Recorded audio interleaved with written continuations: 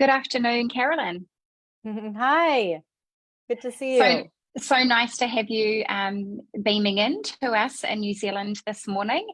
And to everybody who is joining us from New Zealand and further afield, good morning or morena to our viewers here in Aotearoa. So it is a real privilege, Carolyn, to have you joining us for this chit chat today, and super special given that it is Dyslexia Awareness Month. And as we were chatting before we came on, I'm really looking forward to tapping into that extensive knowledge bank that you've got going on in that amazing brain of yours, pardon the pun. And yeah, so we'll crack into our chit chat questions shortly, but I'd just like to take a moment to introduce you to the people who are joining us for this chit chat this morning. So Dr. Carolyn Strom is a teacher, educator and classroom researcher whose work focuses on improving early literacy outcomes and reading experiences for young children. Specifically, her work centres on bridging the divide between scientific research and instructional practice. She collaborates widely with school districts and curriculum developers. Currently, she's working on an initiative in New York City preschool teachers called Cortex in the Classroom, which centres on the practical application of reading science and learning technologies in early childhood. Carolyn has published her work in The Reading Teacher, the Reading League Journal, and the Handbook of Learning Disabilities. As a state-certified reading specialist and former public elementary school teacher, Dr. Strom has spent the last 2 decades working at the intersection of research and practice. She has a PhD in early literacy from New York University and a master's degree in reading education from the University of Southern Carolina. Welcome. It is again an absolute privilege to have you with us this morning. So, thank you. It's so great to be here. So let's crack into our first sort of point of discussion. I was hoping that you could share with us what is it that we really need to know about how the brain learns to read. I guess there's many of us out there now who know that all brains learn to read the same way. So let's dip in and hear what you can teach us about how the brain learns to read and why that's so important for us to know about this. It's a great place to start. So I'm going to take the second question first, which why is it important, right, for educators and families to know about the brain? Because oftentimes that isn't a part of the way that teachers are educated, right? We don't talk about the brain and we don't talk about these kinds of things. So I just want to spend a moment to talk about why it is important. And in thinking about why learning about the brain is important, I think we need to think about whether we're building capacity with teachers or we're building compliance. Right. So I think there's a way in education sometimes that we want teachers to try this program and learn to build sort of a compliance with a new program rather than building teachers' capacity. And by building teachers' capacity, I mean like making sure that teachers or anyone working with kids really understands, has a mental model for how the brain learns to read. Right. So it's something that has been left out. Right. And oftentimes if you ask, I mean, I know I was a teacher for 10 years and I taught structured literacy and I was really good at it. But still, if you had asked me, oh, what's going on in a child's brain? I didn't really have a mental model for that.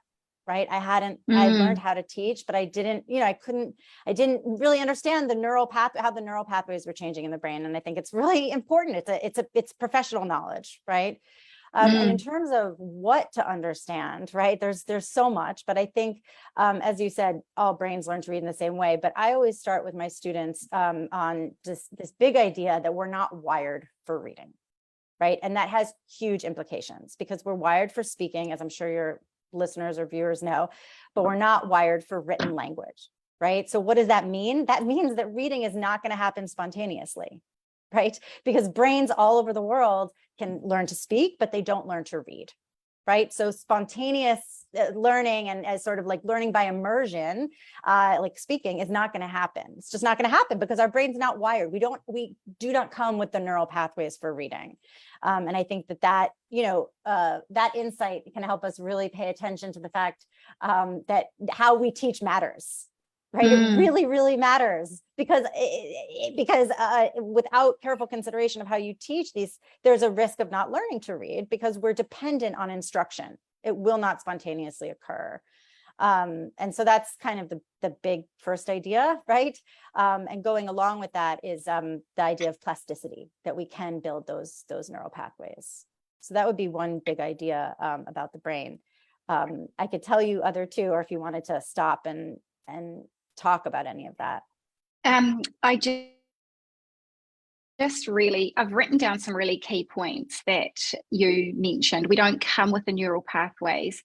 How we teach matters. And I guess I'm probably approaching these points where I think we're going to have lots of parents and lots of teachers, given this is Dyslexia Awareness Month. But, you know, I just, and we're dependent on instruction. So these key phrases that you've given us really, really help to ground us in the importance of what you first said, building capacity. We have to build capacity, and we have to let go of the compliance. I think that's the big thing I'm really, really picking up on, those very succinct statements that you've just said, that we want our viewers to really, really hold on to. Yeah. And I think, you know, I'm sure what's going on in New Zealand is kind of echoing what's going on here in the States. I'm not sure, but I see on social media, right, from all over, there's a whole Science of Reading international community, which is so exciting. And I really think this is a moment. This could be a turning point for our field and how we teach reading. But I don't think it can be a turning point if we're just building compliance with now new kinds of materials. It has to, of course, we need new materials, right? The materials and methods we've been using haven't been working, because people have been relying on sort of misconceptions about how kids learn to read, right? And so how do we make sure that people are not vulnerable to misconceptions? We need to make sure everyone really understands how children learn to read, and then we won't, be as vulnerable to these misconceptions. Can I just pick up on that piece then, Carolyn? So what we're saying is, number one, we really need to ensure that people understand how children learn to read.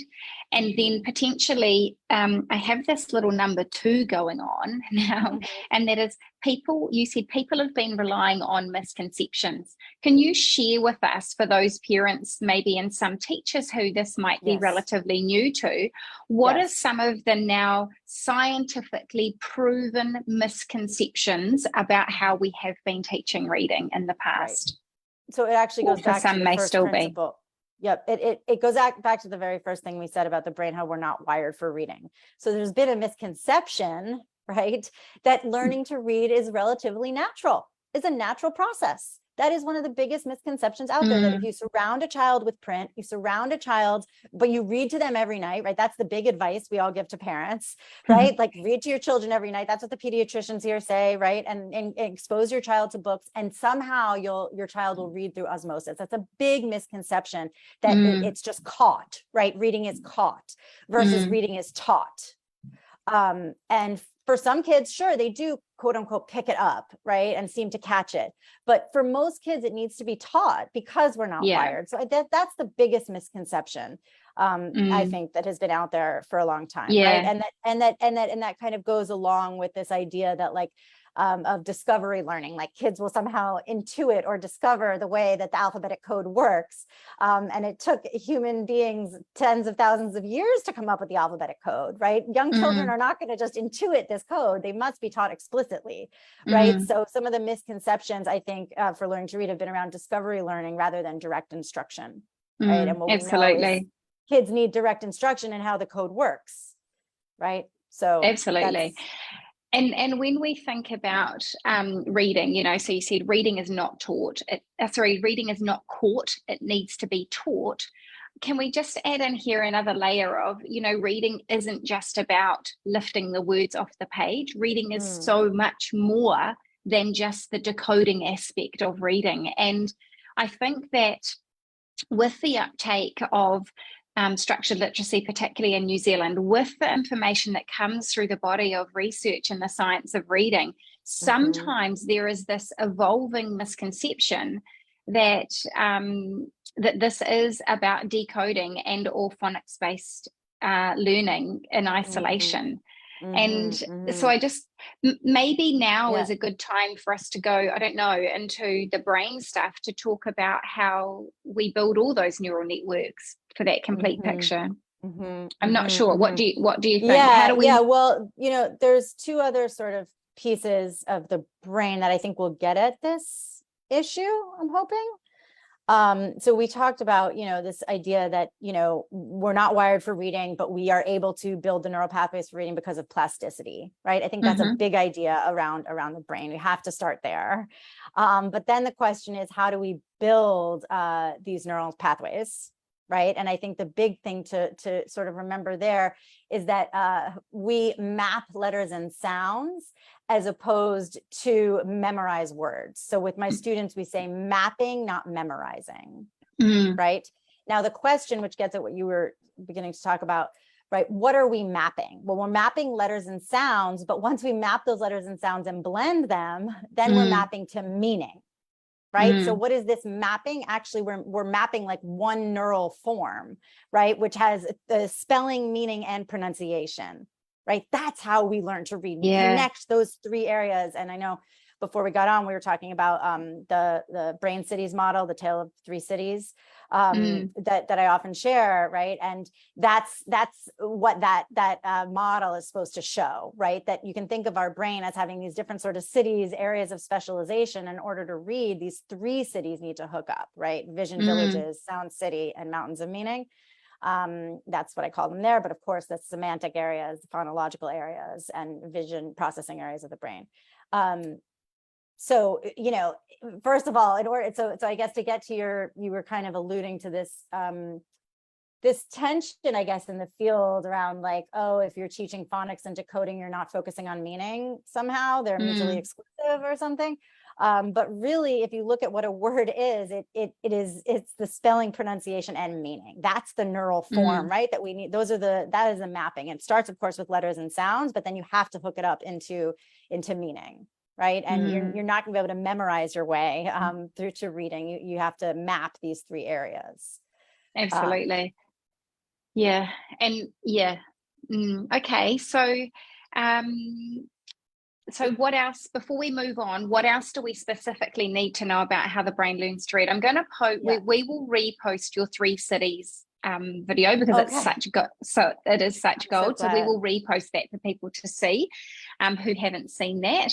But is there anything else in particular that's sort of sitting on top for you that's really key messaging around what we need to know about how the brain learns to read? Yes. So we talked about the plasticity, and then we talked about mapping, not memorizing. And then I always think the third piece really is about automaticity. So we're really building, learning to decode is not enough. Learning to link sort of spelling, meaning, and pronunciation is not enough. We need to do it with automaticity, right? Which really means that, our brains change when our brain really changes, right? And the letterbox becomes attuned to these words in the brain. We're processing words at a fifth of a second, quarter of a second, a fifth of a second, right? We're doing it subconsciously almost. It's done to automaticity, right? And I think it's really important to understand that this automaticity is in service of meaning. If you can't decode with automaticity, it's going to prevent you from accessing meaning, right? So the goal is not decoding. The goal is not to master phonics rules for the sake of mastering phonics rules. It's to get kids into automatic decoding so that they don't have to use sort of the slower cognitive process, slower pathways in the brain, right? The phonological pathway, and they can really begin to use what's called the lexical route or the lexical pathway in the brain, which is the faster processing area. And in order to get to automaticity, we need a ton of practice, right? So yes, we do need to use drills, right? And drills have this sort of bad reputation for some reason, right? People often say drill and kill and kills joy and this kind of thing, but I really try to think of it and have seen it with kids as more like drill and skill, right? More drill leads to skill, and it can be done with a thrill. That's what I usually say in professional development. Drill and skill, and it can be done with a thrill, right? So drilling can be fun, and engaging, and done with games, and done with routines that build classroom community, right? We can do all of these things. You can gamify drills, right? And but the point is that with decoding, we're trying to get it to be automatic. And in order to get something automatic, you need a lot of practice opportunities, right? Which can be done through games and drills. It's really yeah, great, that third piece about automaticity is kind of a, you know, it's not just about teaching the mappings. We have to get to a whole new phase of reading, which is this reading with automaticity. So when you talk about automaticity, there are a couple of things that I'm sort of thinking that crop up there as well. Is what you're really saying is that repetition is key, review is key. But actually automaticity in application, or when those students are using what might have previously been taught in isolation, like you talked about some of those phonic-based skills, they've got to be able to apply them to a written word or to a series of words automatically, for us then to know that they have truly grasped that learning and that neural pathway has been completely formed. Exactly. Yes. So when we think about, you know, what does all this mean for our practice? When we say for some students, it might take 4 times for them to get through and be automatic with something. And for some, it might take 1,000 or 1,500 times to get through. We know that to be true, don't we, for these children, particularly who are dyslexic. And sometimes, Carolyn, what we see in the classroom and hear from parents is, oh, they got sick of it, or, oh, I'm so sick of doing that same thing over and over and over. But I really, really want to stress what you've been saying about the importance of understanding. We've got to get this stuff through to that point of automaticity. So doing the same thing a number of different ways. That's the key. Yeah. Changing it up.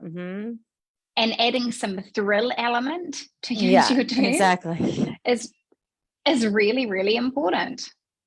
Yeah, it's really important. And I want to emphasize that, and I'm sure people know this, but given the state of things, I feel like this needs to be stated, that just because you're engaging kids in word level drills, right? Letters and sounds, or reading words with the same patterns, this kinds of thing, doesn't mean that there aren't parts of your instructional day where you're building knowledge, right? And you're working on extracting meaning from texts, right? That are orally told to you. So like, we can focus on the code, and we can also focus on meaning in our early literacy instruction, right? Just because we're having time where we're focusing on drills and this kind of thing doesn't mean we're not doing these other things. I just want to be clear about that, right? Yeah, absolutely. Well, you said to us earlier about those 3 key parts, and you talked about that semantic piece and as part of forming that neural pathway. And yeah, we know, right, to map something, to map a word, you have to have it in your phonological, you have to have it in what I'm going to call that angular gyrus or sound to symbol association area. You've got to have the semantic, you've got to have the meaning component for it to be mapped. Yes, because the whole thing with reading in an alphabetic script, right, is that print is like a portal into spoken language, right? We have to unlock the code in order to get to spoken language. So we need to have a rich base of spoken language, right? So in the model that I share, right, it starts reading. Where does reading start? It starts in the spoken language regions, right? That's where reading starts. It doesn't start necessarily in the eyes, right? We first build our spoken language, and then we, recognize print and connect these 2 areas of the brain, 2 central regions.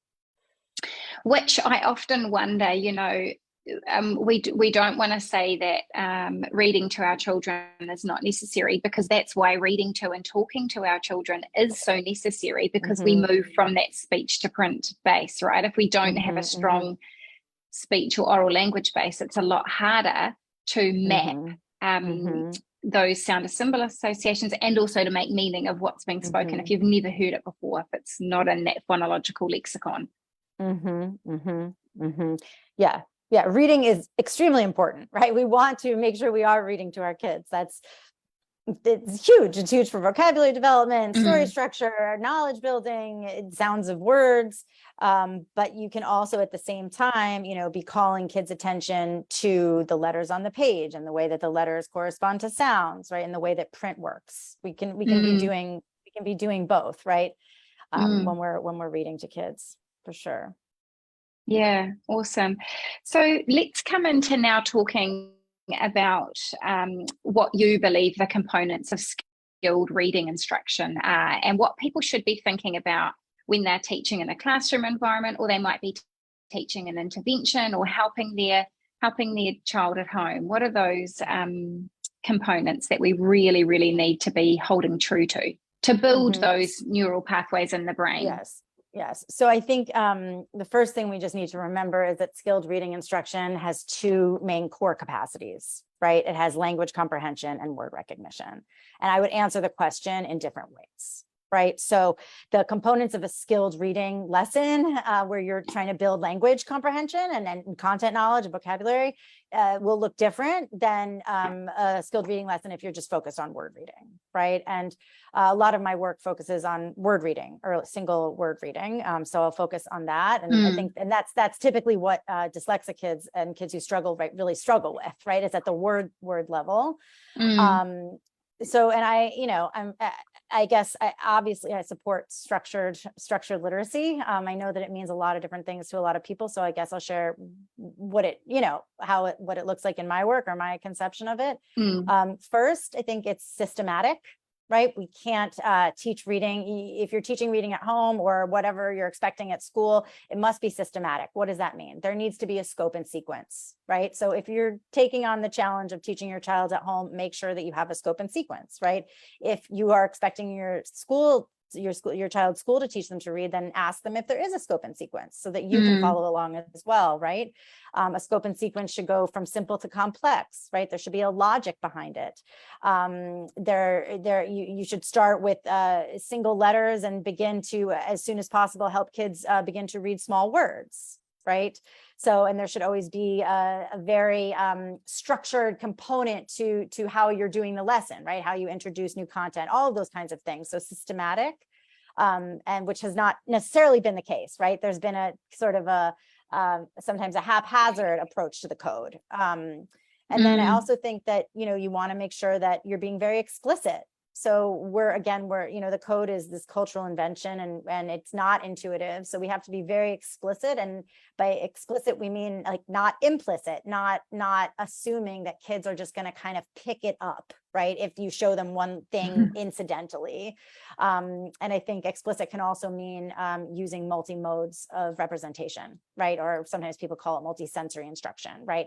The more acting out of things you can do, the more motions, the more singing, and the more sort of anything you can do to sort of hook into other pathways, other memory pathways.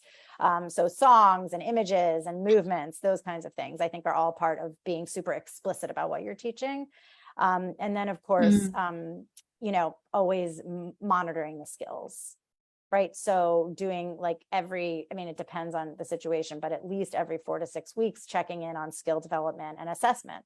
And using the assessment to then, inform your instruction. So you're not just going to continue following on a scope and sequence. If the kids aren't getting it, you got to make sure you're assessing, figuring out what they have, what they don't have, and then going back and reviewing and reteaching what didn't click or what didn't stick.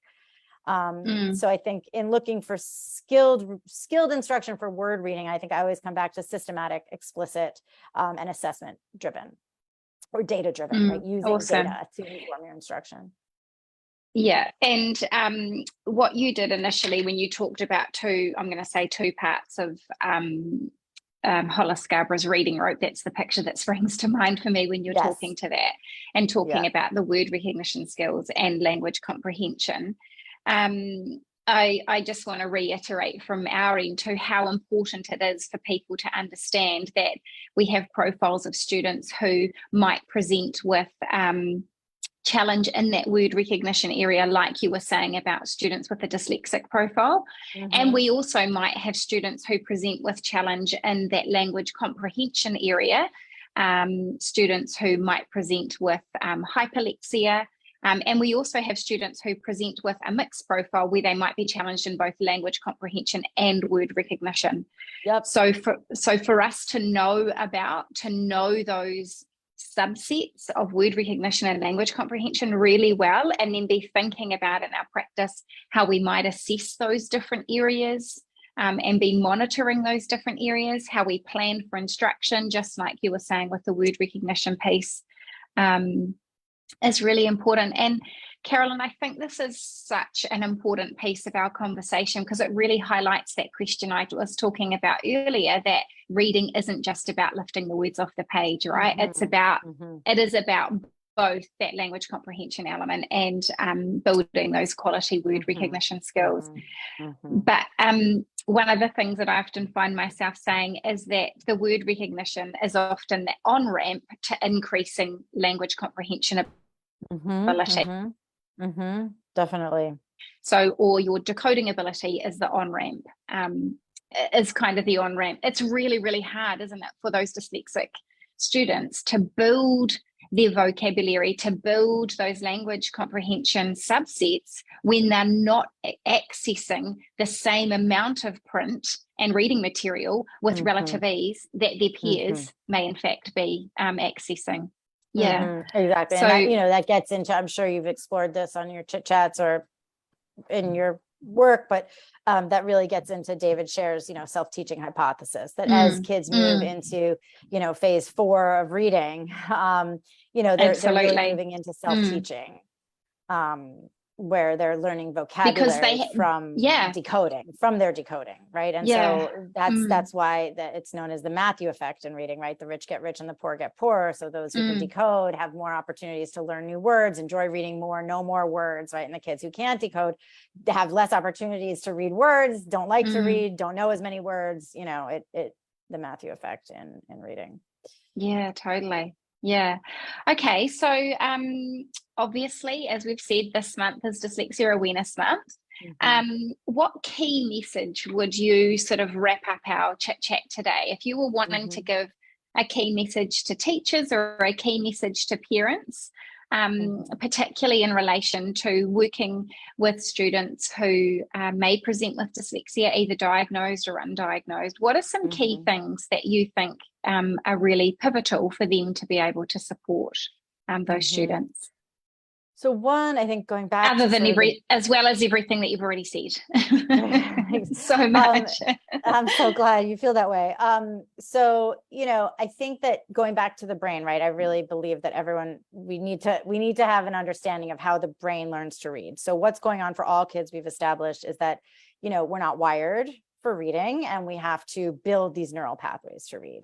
Well, what's going on with dyslexic kids typically is that building the neural pathways, right, especially between symbols and sounds, is much harder for dyslexic kids to do, right? It's not natural for anybody really to attach sounds to symbols, right? But for dyslexic kids, that area of the brain, right, where you need to convert a symbol to a sound, it's been shown to be a weaker area of the brain. Right, less white matter or the gray matter is less dense in dyslexic kids, and I think that's really important, right? So there's a neurobiological reason why this particular skill is difficult for dyslexic kids, right? Dyslexic kids also tend to have a hard time hearing the differences between phonemes, between sounds. So if you can't hear the difference between bat and pat, right, then how are you going to attach a b or a p to the correct symbol, B or P, right? So I think understanding that, all kids have a challenge with reading because we're not wired, but dyslexic kids have a specific weakness in this area of converting symbols to sounds. And they don't typically have a weakness in vocabulary or understanding high level concepts. It's really this mechanical process of decoding that is uniquely difficult for dyslexic kids, right? So we talked about those two pieces of reading, language comprehension and word recognition. Typically, dyslexic kids have this word recognition challenge because of their difficulties converting sounds and symbols, right? They don't typically have a language comprehension, as much of a language comprehension challenge. So I think first to understand what it is, right? Why is my child struggling with this, and what is the particular skills they're struggling with, right? So that's number one. And then number two, you know, and now I was just talking about the weaknesses, sort of that you have to overcome. But I think it's also coming from a sea of strengths model. So Sally Shaywitz talks about this a lot, a sea of strengths. So yes, we're going to figure out, you know, how to get support for your student or for your child, but you also want to figure out what are their areas of strength and build on those, right?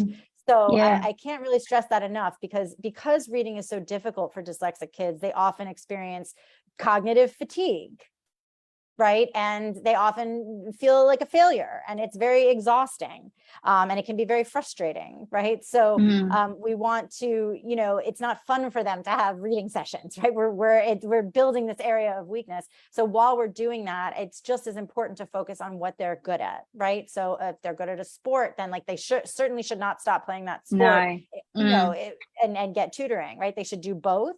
And if they're if they have great ideas, then they should be telling their stories to someone who can be typing it and dictating it for them, so that it can feel like a writer, right? So that they can see their ideas on paper, even though they have trouble maybe reading or writing their own stories, that kind of thing. Maybe they're really great at creating them, and then we serve as their scribe. So like finding the strengths of these kids, right? And really building those strengths up.